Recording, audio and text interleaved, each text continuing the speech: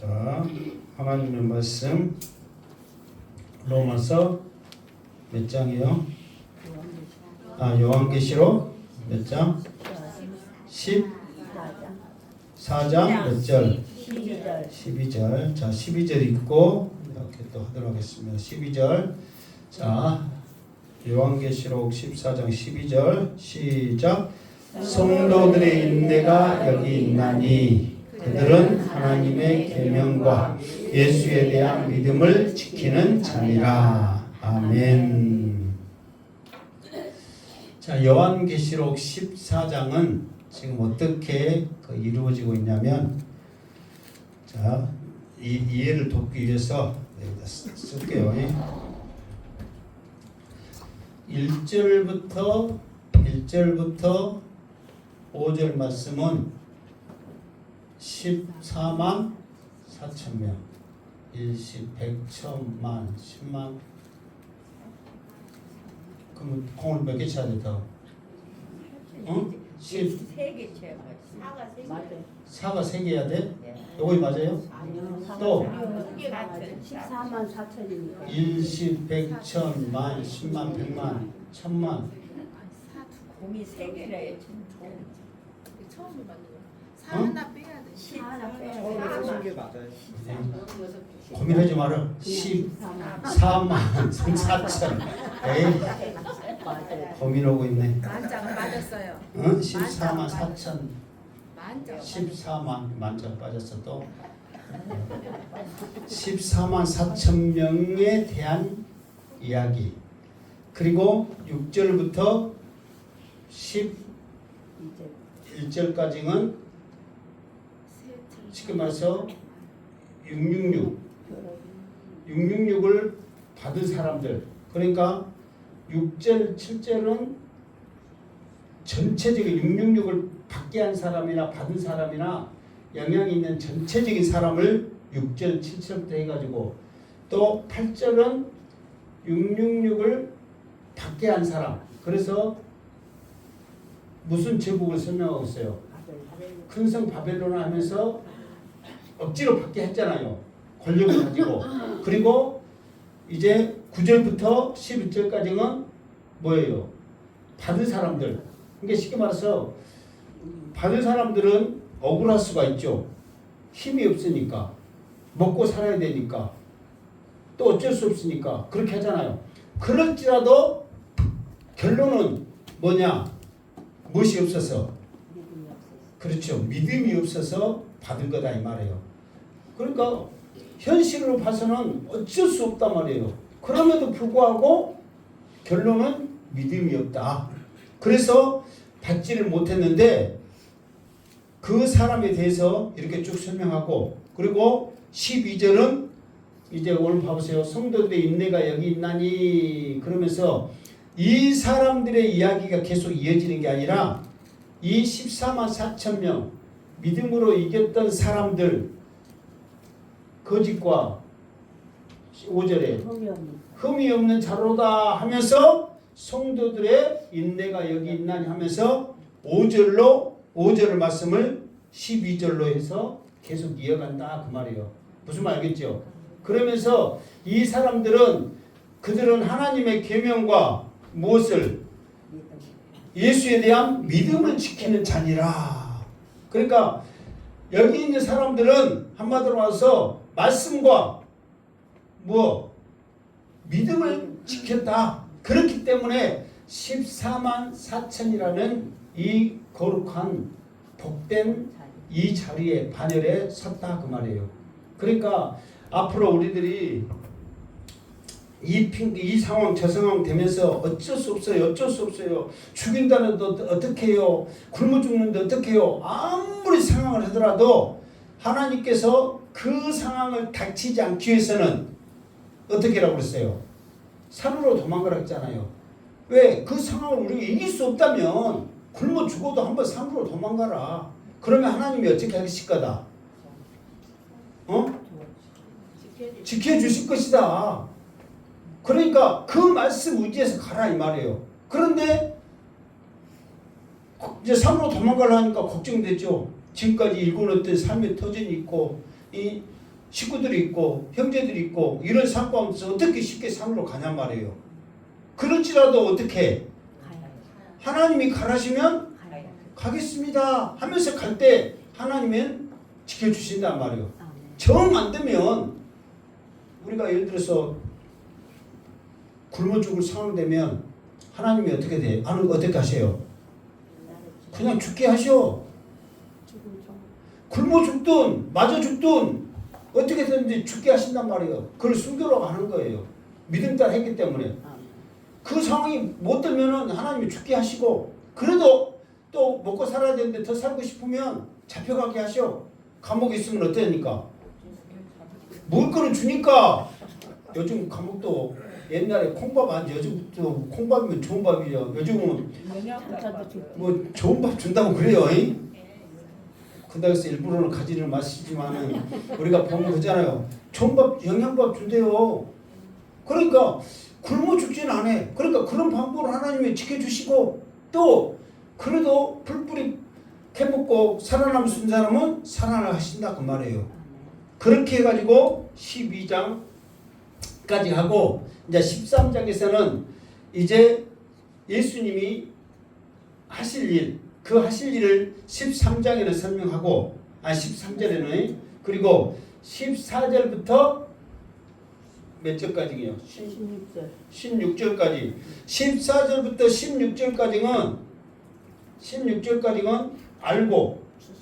알곡을 추수한다 이 말이에요. 그리고 17절부터 20절까지는 쭉정이를 추수하는 거예요. 그러니까 1절부터 5절에 14만 4천 명 이야기, 6절부터 11절에는 666을 받은 사람들의 이야기, 13절부터는 심지어 14절부터 16절까지는 알곡을 추수한 이야기, 17절부터 20절까지는 쭉정이를 추수한 이야기, 그 이야기가 이렇게 이제 14장에 쭉 설명을 해주고 있다. 그러니까 오늘은 알곡과 쭉정이를 추수하는 그런 과정을 지금 설명하고 있어요. 그러니까 우리가 오늘 말씀을 잘 들어야 될 이유는 알곡이 되어서 다 하늘곳과 하나님 영광의 그 복된 자리에 들어가기를 주님의 이름으로 축원합니다. 그러니까 오늘 말씀이 중요하단 말이에요.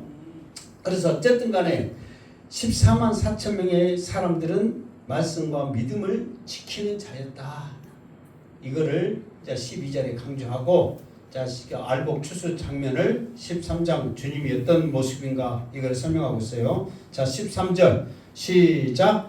또 내가 들으니 하늘에서 음성이 나서 이르되 기록하라. 지금 이후로 주 안에서 죽은 자들은 복이 있도다 하시매, 성령이 이르시되 그러하다. 그들이 수고를 그치고 쉬리니 이는 그들의 행한 일이 따름이라 하시더라. 아멘. 자, 이게 지금 요한이 천국에 가지고 지금 계속해서 엄청난 일들을 지금 보고 있잖아요. 지금 정신 없을 거야 아마. 지금 요한이 올라간 이후로 2장 3장에서 7교회에게 편지를 보낸 이후로부터 시작해가지고 계속해서 하늘 보좌 우편에서 엄청난 일들이 지금 막 계속 일어나고 있는 거예요. 하나하나 이 나팔이 부러지고 그 두루마리가 펴지고 나팔이 부러질 때마다 사실 상상도 못할 일들이 계속 일어나고 있잖아요. 그러니까 이제 이 일의 끝을 지금 달려가고 있는 거예요.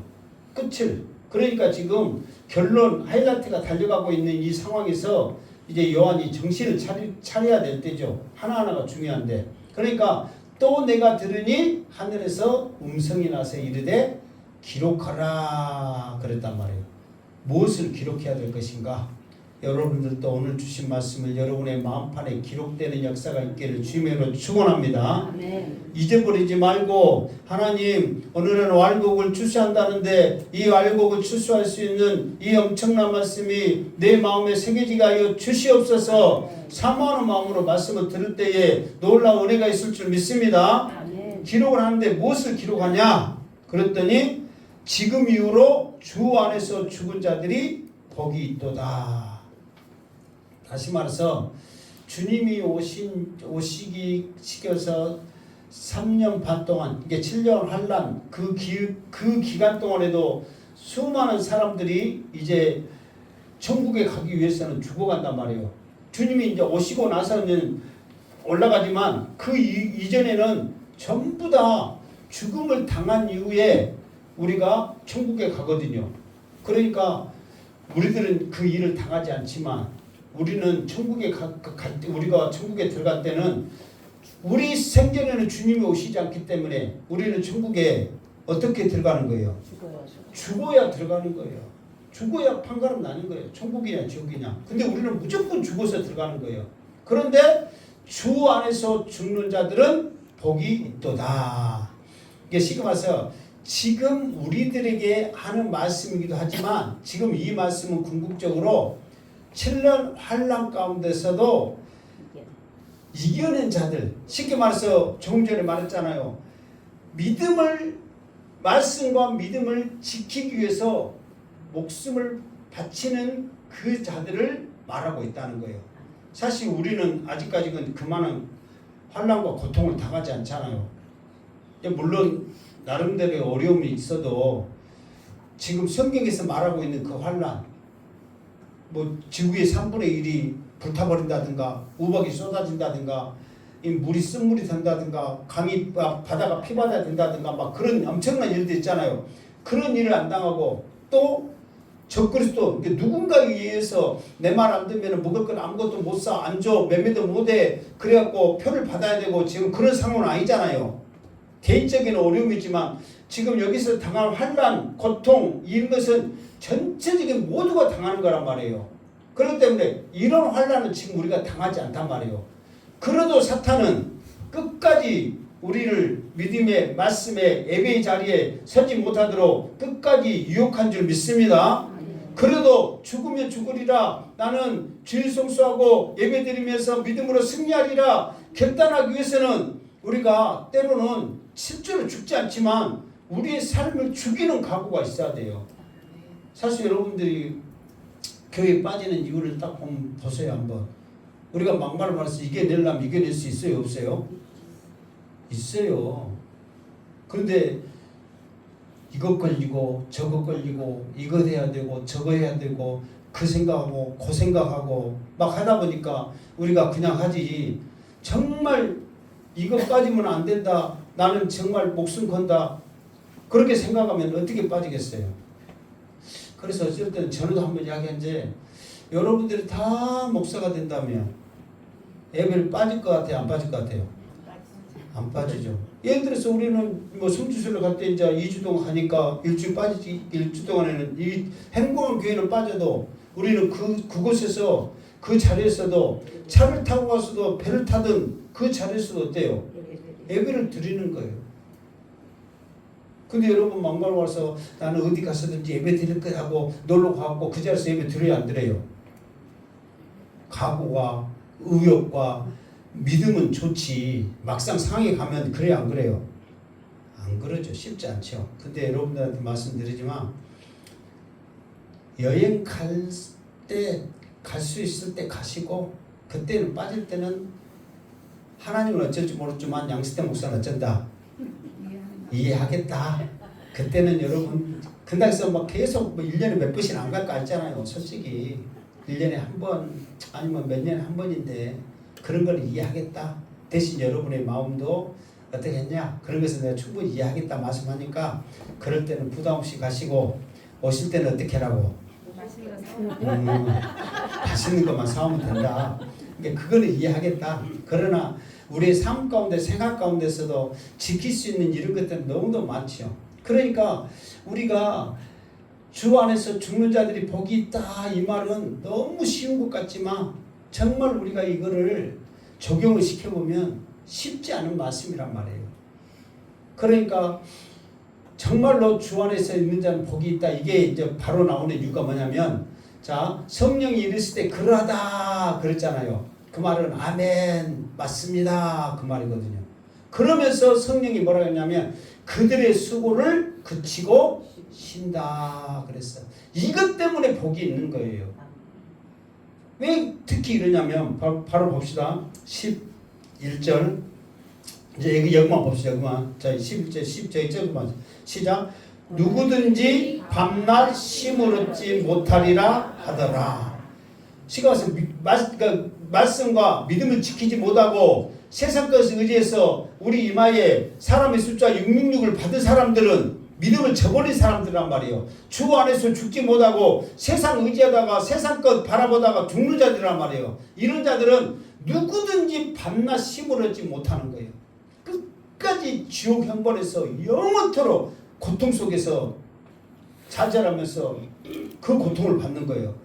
여러분 3년 반 동안 그 믿음을 지키지 못해서 정말 우리가 살면서 그 하나님의 말씀 예수를 믿지 못해서 밤낮 쉬지 못하고 그 고통 속에서 영원히 산다 생각해 보세요. 이거를 여러분 선택하겠어요? 아니면은 13절에 있는 말씀처럼 그러하다 그들의 수고가 그치고 시린이 그 행한 일을 따름이라 믿음으로 지켰고 주 안에서 죽었기 때문에 주 안에서 죽는다는 것은 고통과 좌절과 많은 어려움이 있죠. 쉬운 일은 아니란 말이에요. 그 모든 것을 이겨냈기 때문에 힘을 얻는다는 거예요. 영원토록 그 좋은 곳에서 힘을 얻는다는 거예요.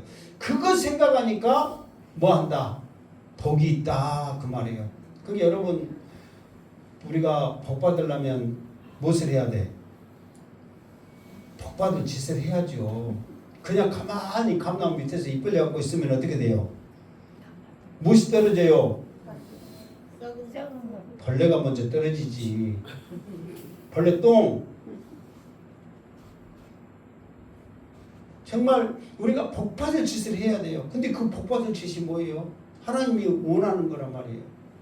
먼저 예배 드리는 거고 기도하는 거고 찬양하는 거고 이런 것을 우리가 했을 때 이게 지금서 천국에도 상급이 있어요. 안 가봤지만 말씀에서 상급이 있다고 그랬잖아요. 영광이 다르다고 그랬잖아요. 그거는 뭐 하니까 천국의 상급이잖아요. 그러면 그 상급에 따라 더 누리는 거예요. 성령께서 그러하다 했잖아요. 그 말이 맞습니다 했잖아요. 그 말씀이 여러분의 가슴에 새겨지기를 주님의 이름으로 축원합니다. 자, 이제 주 안에서 복된 자들 이 알곡을 추수할 때 주님이 어떻게 추수하는가 14절에 설명을 합니다. 시작. 또 내가 보니 흰 구름이 있고 구름 위에 인자와 같은 이가 앉으셨는데 그 머리에는 금면류관이 있고 그 손에는 예리한 낫을 가졌더라. 아멘. 자, 알곡을 추수할 분과 쭉정이를 추수할 분은 틀립니다. 알곡을 추수할 분은 누구냐? 흰 구름이 있고 영광이거든요. 흰 구름은 영광이란 말이에요. 영광 위에 인자 같은 이가 그랬어. 인자란 말이 뭔 말이에요? 인자. 사람 인자, 아들 자자. 이게 사람의 아들. 그런데 사람의 아들이 아니라 인자와 같은 이가 그랬어. 그러면 사람의 아들이란 말이 아니란 말이에요. 아니란 말이죠. 이게 다시 말해서 보기에는 사람 같은데 아니다 그 말이에요. 이게 이 표현을 다니엘이 환상을 보면서 이제 마지막 때에 이런 일이 있을 것이다 하고 다니엘이 환상을 보는데 다니엘이 그 환상을 보는데 인자 같은 이가 보이는 거예요. 예수님이죠. 그래서 이거는 다니엘이 했던 표현을 그대로 쓴 거예요. 근데 이거를 누가 봤냐면은 요한이 본 거죠. 요한이 구름 위에 앉아있는 분을 보니까 인자 같은 이가 앉아있단 말이에요. 그러니까 사람과 같은 모습을 하고 있는 분이 앉아 계신단 말이에요. 그런데 그분은 머리에 무엇을 했다고? 금면류관이 있고 왕권이란 말이에요. 절대적인 왕권. 그러니까 영광 위에 사람과 같은 왕권을 가진 분이 앉아 계셨어. 근데 그 손에는 예리한 낫을 가졌더라. 그러니까 예리한 낫은 손대봐야 알아. 딱 봐도 알아. 딱 봐도 알죠. 잘 들 거라는 것을 딱 보면 알잖아요. 너무너무 이게 시끄러워서 좀 손대기가 무섭죠. 너무너무 잘 들으니까. 그러니까 딱 봐도 이거는 정말로 잘 들은 낫이구나. 이거를 딱 봐도 그 한 푸가 보면 잘 들 수 있는 낫을 가졌다. 그렇게 요한이 지금 예수님을 지금 그렇게 설명을 하고 있는 거예요. 자, 그러면서 예수님이 그럼 뭐 하시려고 무섭게 이 예리한 낫을 들고 계셨을까? 이유가 있다는 말이에요. 자, 15절 시작. 또 다른 천사가 성전으로부터 나와 구름 위에 앉은 이를 향하여 큰 음성으로 외쳐 이르되 당신의 낫을 휘둘러 거두소서. 땅의 곡식이 다 익어 거둘 때가 이르렀음이니이다 하니. 아멘. 이제 그런 날카로운 낫을 가지고 계셨는데 그 이유는 뭐냐면 추수하시려고. 곡식이 말고 오늘 지금 15절에 나왔잖아요. 곡식이 다 익어서 추수하시려고 낫을 가지고 있단 말이에요. 우리도 어렸을 때 벼가 다 익으면 벼 빌려고 낫을 다 갈아놓잖아요. 이게 시간 와서 오늘 아침에 벼 빌러 가는데 오늘 아침에 낫을 안 갈아놓단 말이에요. 그 전날부터 낫을 갈아놓고 준비를 딱 하는 거예요. 그리고 또 벼다 보면 또 낫이 또 묻어지니까 뭣도 같이 가지고 와요. 숫돌도 같이 가지고 가잖아요. 그러면서 또 계속해서 가면서 뭐 잘 들으면 손비예요, 안 들으면 손비예요. 안 들으면 응? 잘 들어야 선비지. 안 그러니까 들어요. 이 일을 그러니까 원래는 잘 들어야 일을 이렇게 잘 하니까 손도 안 비고 일이 빠르고 그러죠. 안 들어야 막 억지로 하고 못 하니까 손 베고 그러죠. 그러니까 이게 잘 들어서 손 비는 사람은 서투르거나 일하기 싫어갖고 막 헛생각하고 막 그런 사람이나 잘 든 걸로 손 비지 일 잘한 사람은 손 안 비잖아요. 착착착 비잖아요. 근데 안 들었을 때는 힘줄라다가 어쩌려다가 손을 비는 거지. 그러니까 그렇게 준비를 미리서 해놓은 것처럼 예수님도 예리한 낫을 가지고 준비를 했어. 그런데 갑자기 성전으로부터 천사가 나와가지고 구름 위에 앉으신 이를 향하여 외쳐인 거예요. 뭐라고 외치냐? 당신의 낫을 휘둘러 거두소서. 땅의 곡식이 다 익어 거둘 때가 이르렀습니다. 이게 쉽게 말해서 그 낫을 휘둘러서 곡식을 거두소서 그런 거예요. 그러니까 예리한 낫을 가지신 이유는 추수하시려고, 곡식을 거두고 추수하시려고 예리한 낫을 거두는데 무조건 휘두르는 게 아니라 추수할 때가 됐기 때문에 그 낫을 휘두르는 거예요. 성경에 보면 하나님이 어떤 일을 행하실 때는 그 시기, 기한, 때가 다 됐을 때를 하나님이 기다리시지 무조건 하나님이 그냥 행하시는 거 아니에요. 자, 아브라함이 이제 가나안 땅을 아브라함한테 준다고 그랬어요. 근데 아브라함이 봤을 때 가나안 땅에 원주민들이 지금 거민들이 살고 있거든요. 그런데 이 거민들은 어떻게 하고 이 땅을 나에게 주신다고 합니까? 그러니까 하나님이 때가 있다. 그런데 지금은 아니라는 거예요. 주시면 지금 당장 주면 아브라함도 얼마나 좋아. 근데 지금이 아니라는 거예요. 그러면서 그 때가 차기까지 이스라엘 백성들을 어디로 내보냈어요? 애굽으로 내보냈잖아요. 거기에서 430년 동안 주심하고 말한 것이 아브라함한테 했는데 아브라함은 그 땅에 살도 못하고 죽은 거예요. 그러면 아브라함한테 준 거예요, 안 준 거예요? 안 준 거죠, 아브라함한테. 그러나 그 자녀들이, 자식들이 그 땅을 차지했기 때문에 결론적으로는 또 받은 거예요, 안 받은 거예요? 받은 거예요. 근데 아브라함은 믿음으로 그 말을 순종받은 거예요. 아, 지금 내 때는 아니어도 이 땅을 우리 자녀들이, 자식들이 차지할 수 있겠구나. 그런데 그 기간이 430년이란 말이에요. 짧아요? 길어요? 엄청나게 길죠. 왜 그러면 하나님께서 약속을 했으면 아브라함하고 약속했으면 아브라함이 살아있을 때 딱 주시지. 왜 아브라함이 다 죽고 나서 그 고통 다 당하고 그 어려움 속에서 이렇게 줬느냐? 그 기한이 차는 거예요. 아무리 족속의 제약이 차기까지 기다리신 거예요. 그러니까 아무리 안 믿는 사람들이라죠. 택한 백성이 아닐지라도 죄를 짓지 않는데 그냥 다 죽이고 그 땅을 줄 수는 없단 말이에요. 그러니까 그 명분을 만들기 위해서, 갖기 위해서 하나님이 비난받지 않기 위해서 그 죄가 차기까지 기다리신 거예요. 그러니까 430년에 그 죄가 가득 찼기 때문에 이제는 그 사람들을 어떻게 했어요? 다 죽이라고 그랬잖아요. 한 사람도 남기지 말고 다 죽여라. 왜? 뭐 때문에 죽이는 거예요? 그 땅을 이스라엘 백성들에게 주기 위해서 죽이는 거예요. 뭐 때문에 죽이는 거예요? 죄 때문에 죽이는 거예요. 이게 사람들은 하나님이 왜 그렇게 다 죽이라고 했을까? 잔인한 하나님 하지만 그 사람께 죄의 싹은 뭐니까? 사망이기 때문에 그 죄의 싹의 결과대로 그 사람들을 다 죽이라고 하는 거예요. 그 땅을 이스라엘 백성들에게 주기 위해서 죽이란 게 아니란 말이에요. 무슨 말 알겠죠? 그렇기 때문에 그 땅에 들어가서 얼마든지 하나님의 명령 따라서 너희는 순종만 해라. 그런데 결국은 순종했어요, 안 했어요? 순종을 안 했잖아요.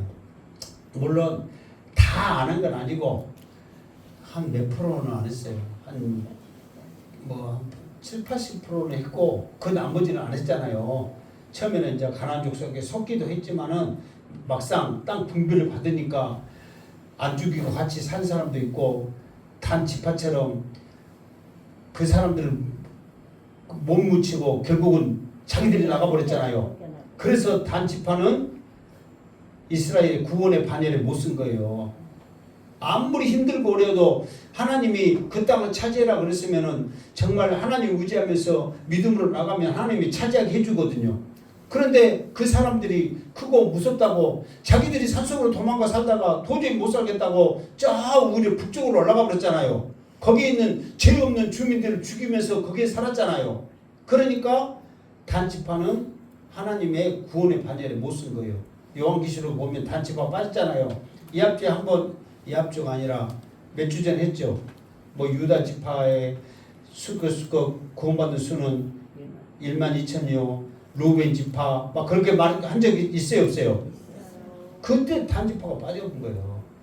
그러니까 아무리 힘들고 어려도 하나님의 말씀 따라 뭐 어린 양이 가라면 어디든지 따라가기 순종하며 가는 것이 저 이제 14만 4천 명에 몇 번째 나왔어요. 조건 중에 조건이 몇 가지라고 했어요?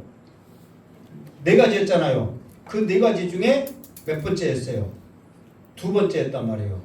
어린 양이 어디로 가는지 따라가며 예수 따라가며 찬양만 하고 입만 벌리지 말고 어째라?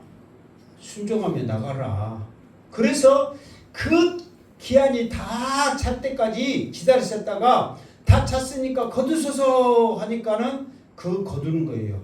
자 16절 시작. 구름 위에 앉으시니가 낯을 땅에 휘두르심에 땅의 곡식이 거두어지니라. 아멘. 그러니까 여러분 그럼 이 지금 16절 말씀을 한번 상상을 해보세요. 구름 위에 앉았어. 예수님이 예리한 낯을 가졌어. 땅에 휘둘렀어. 곡식이 거두어졌어. 그러면 지금 알고 이 곡식은 우리 믿는 사람들이거든요. 그러면 예수님이 낯을 확 휘둘렸어.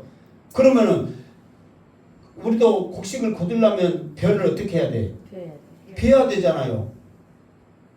그러면 일단은 자른단 말이에요. 벤단 말이에요. 그러면 낯을 휘 휘둘렀어. 그럼 우리가 믿는 사람들 지금 우리요. 그러면 예수님이 낯을 휘둘면 여기 앉아있는 우리도 또 어떻게 해야 돼? 비워져야 돼. 무엇이 비워져질까? 목을 다 비워버릴까? 예수님이 우리를 천국에 들려가는데 낯으로 휘둘러갖고 우리 목을 다 잘라갖고 천국으로 우리를 데려갈까? 그러니까 죽는 것은 당연한 건데 어떤 모습으로 가냐 말이야. 목 잘라갖고 가갖고 나중에 이제 이 목 맞추려면 이제 얼마나 고생이겠어요 이제. 그런 방법이 아니란 말이에요. 그러니까 이걸 그대로 이렇게 해석하면 아니 낯으로 죽이 짧으면 어떻게 하냐 말이에요.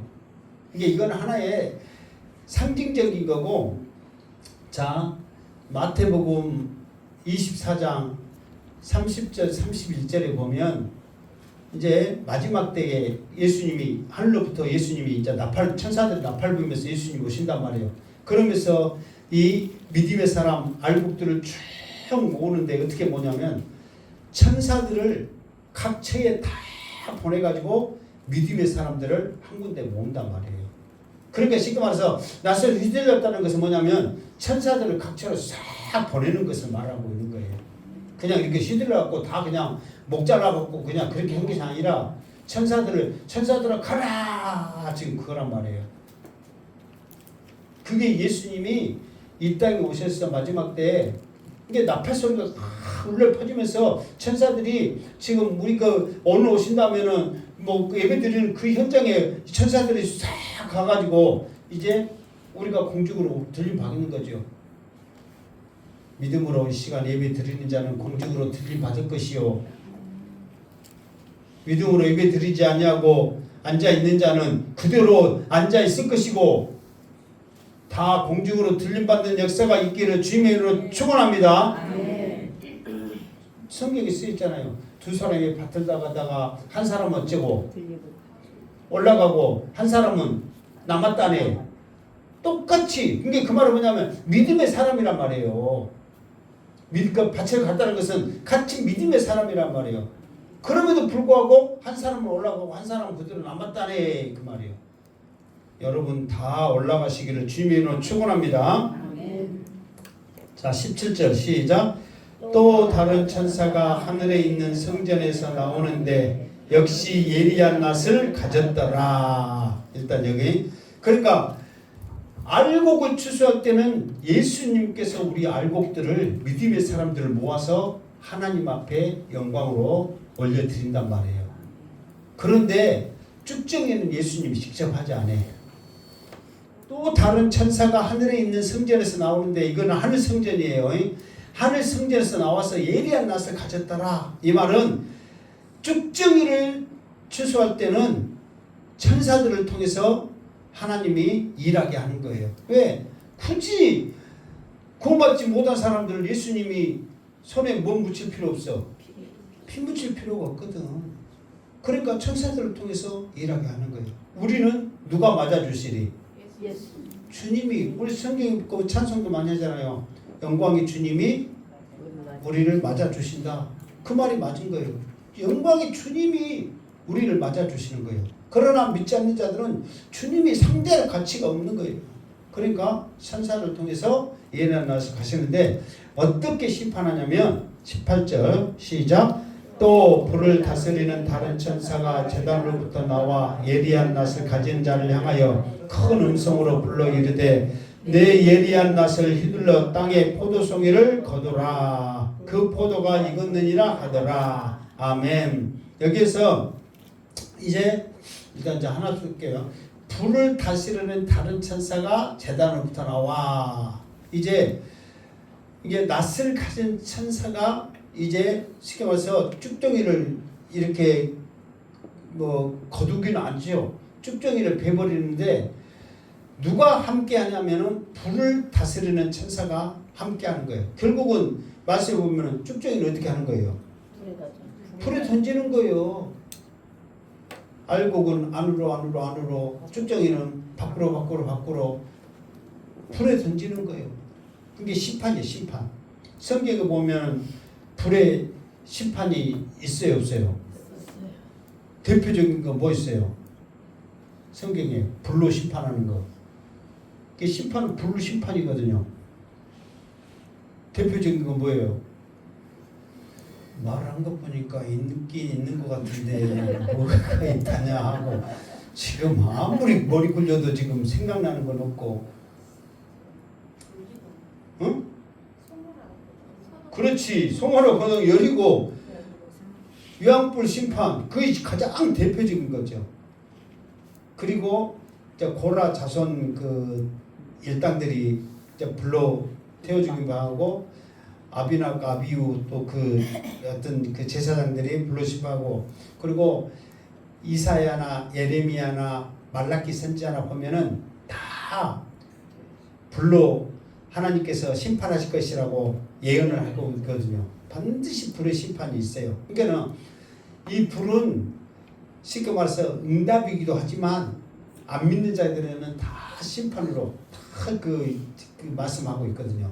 그러니까 이 불로 예리한 낫과 가진 천사가 합심하여서 완전히 쉽게 해서 심판하는 거예요. 그런데 무엇을 했냐면 예리한 낫에 들려 땅에 포도송이를 거두라. 이 말은 이 안 믿는 자를 쉽게 말해서 쭉정이를 포도송이로 이제 비유를 한 거죠. 포도송이로. 그러면서 그 포도가 익었느니라 하더라. 그러니까 이 포도가 다 익었으니까 이제 그 포도를 완전히 다 쉽게 말해서 거둔다기보다는 다 이렇게 베어버려서 쉽게 말해서 처단하는 그런 모습을 이렇게 말하고 있다. 자, 그거를 19절에 이제 좀 더 이렇게 자세하게 설명하고 있어요. 이 포도송이를 거두고 베는 것이 얼마나 무섭고 잔인한가 이거를 19절에 이렇게 말하고 있어요. 19절 시작.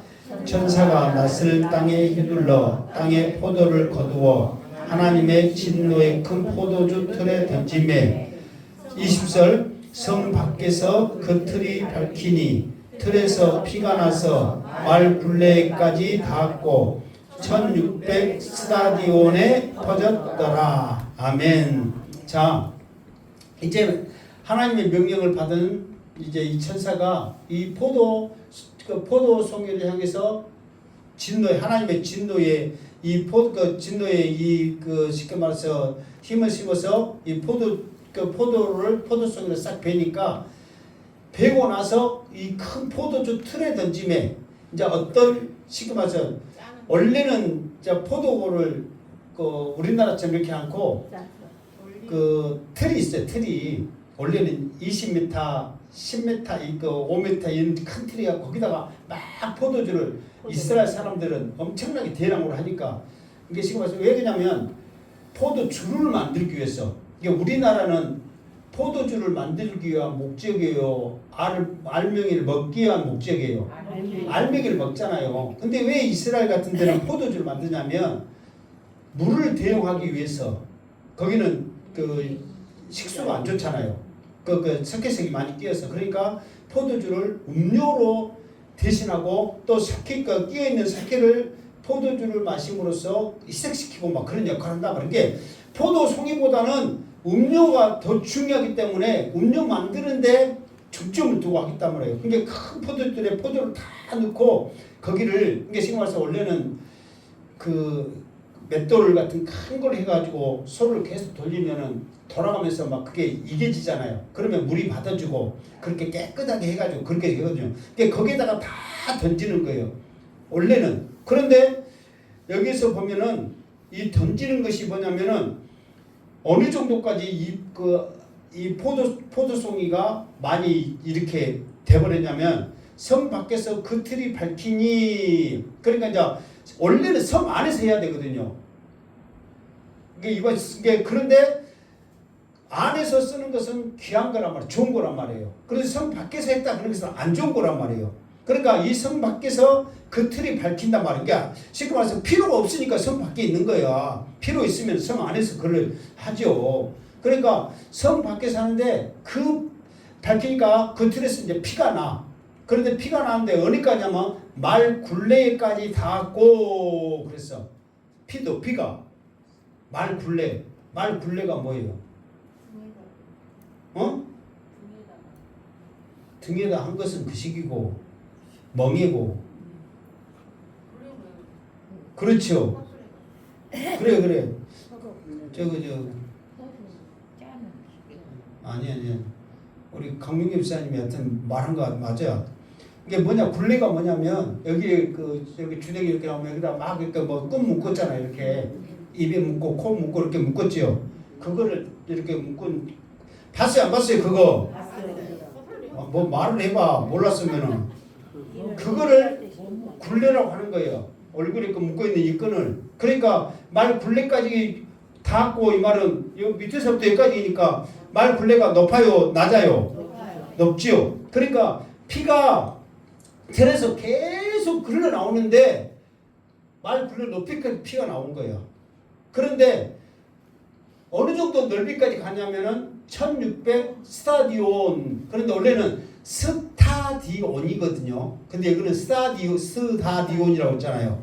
원래는 스타디온이요. 이 스타디온이란 말이 뭐냐면은 거리의 단어 그 용어거든요. 거리. 그러면은 스타디온이 어느 정도 거리냐 그러면은 192m 거리를 1스타디온이라고 그래. 그러면은 1600 스타디온이야. 1스타디온이 192m야. 그러면 1600이요. 그러면 몇 미터예요? 머리 굴려봐요. 3200m? 3200m는 좀더 크긴 하고. 이게 한 3200m? 이게 한 300km 정도 되거든요. 300km. 그러면 여러분 높이가 지금 와서 말 굴릴 정도 높이면 어느 정도 높이겠어요? 2m? 그래 2m 씁시다. 나보다 더 크다 하고 2m 해가지고 300km까지 갔으니까 그 피가 2m에서 300km 갔으니까 여러분 상상이 돼요 안 돼요? 그러니까 어떤 사람은 이거를 이제 자기 나름대로 연구하고 뭐하고 막 해가지고 인구 12억은 돼야 이게 사람의 피가 싹 빠지면은 몇 리터 되냐면은 한 5리터 좀 된다네. 5리터. 그래가지고 5리터 해가지고 포도주 틀이 얼마니까 높이가 얼마니까 300km니까 계산하면은 12억 이상은 된다. 그렇게 계산한 양반도 있더라고 또 착실하게. 그런 것까지 안 해도 된대. 그러니까 쉽게 말해서 그냥 엄청난 사람들이 그러니까 이건 사실 쭉정이는 사람이잖아요. 알곡은 우리잖아요. 안 믿는 사람들이 마지막 때에 엄청난 이런 고통 속에서 죽어가는 거예요. 3분의 1은 이제 3분의 1을 합시다. 그냥 편하게 계속 3분의 1을 하니까 하여튼 우리 교회는 문신들이 똑똑해?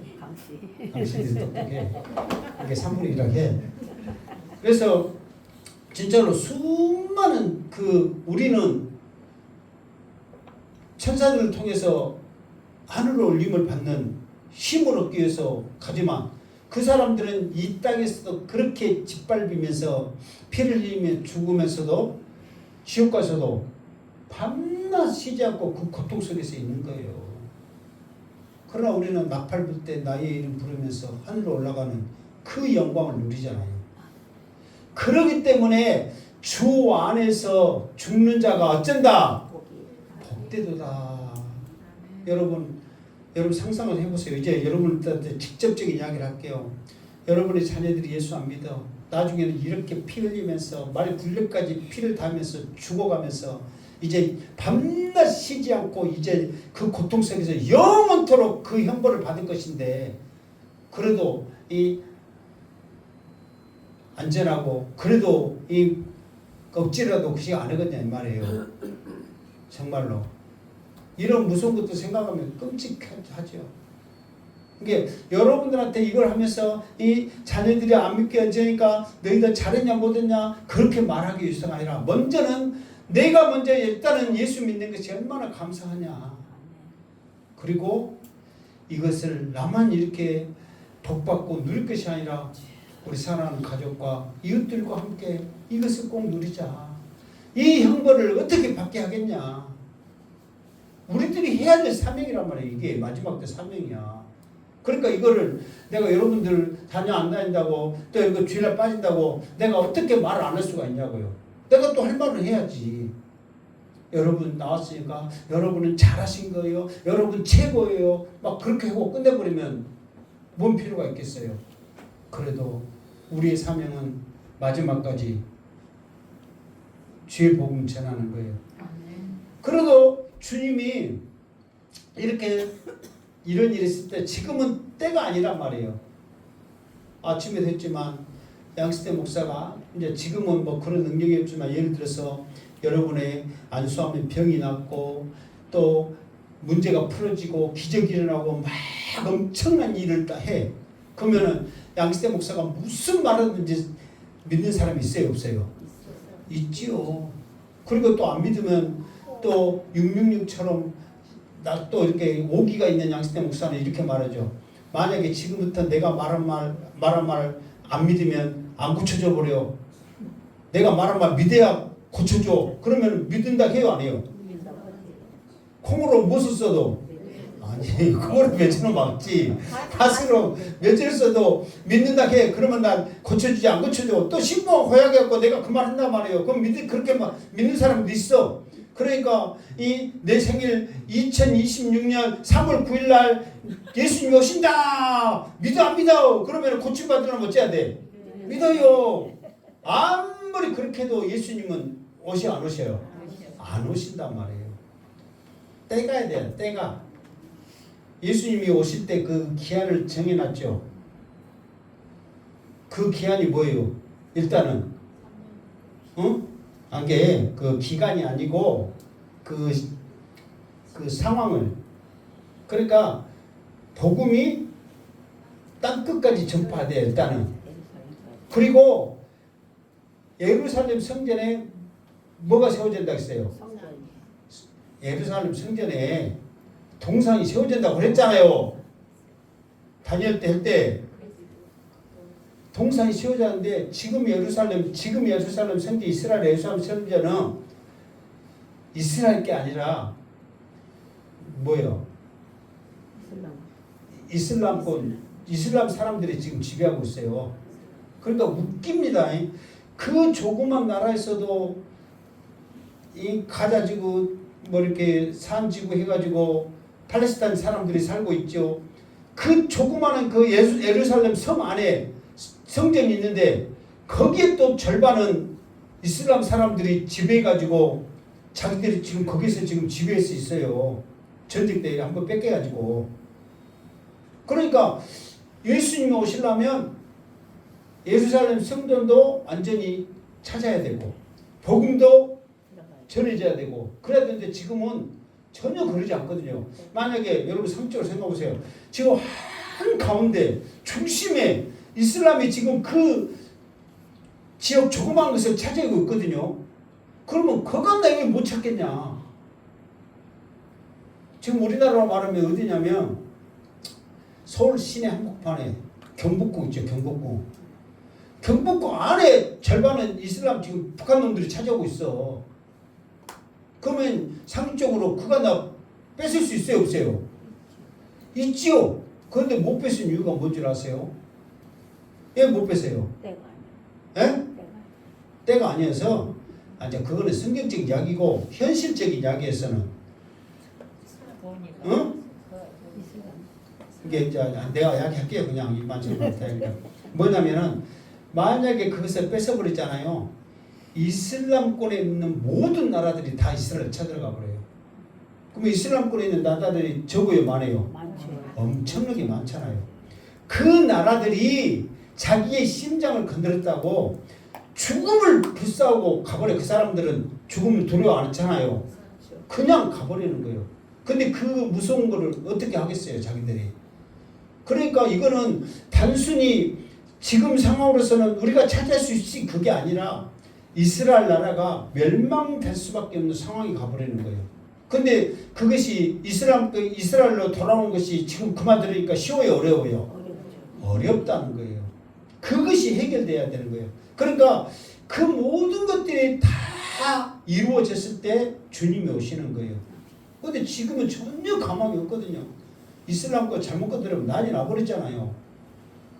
그리고 계속해서 복음이 전파되는데 지금 방해되고 있고, 그리고 아직도 차지도 못했는데 거기에 동상이 언제 세워지겠어요. 이게 그런 상황에 따라서 이게 그 말은 뭐냐면 우리들에게는 아직까지는 기회가 있다 그 말이에요. 복음을 전할 수 있는 기회, 아직도 우리 가족을 복음화시킬 수 있는 기회, 나를 통해서 사명을 감당할 수 있는 기회가 있단 말이에요. 이 무서운 이 엄청 끔찍한 일에 우리 가족 낀다고 생각해 보세요. 복 받기를 원합니까? 끔찍한 일을 당하기를 원합니까?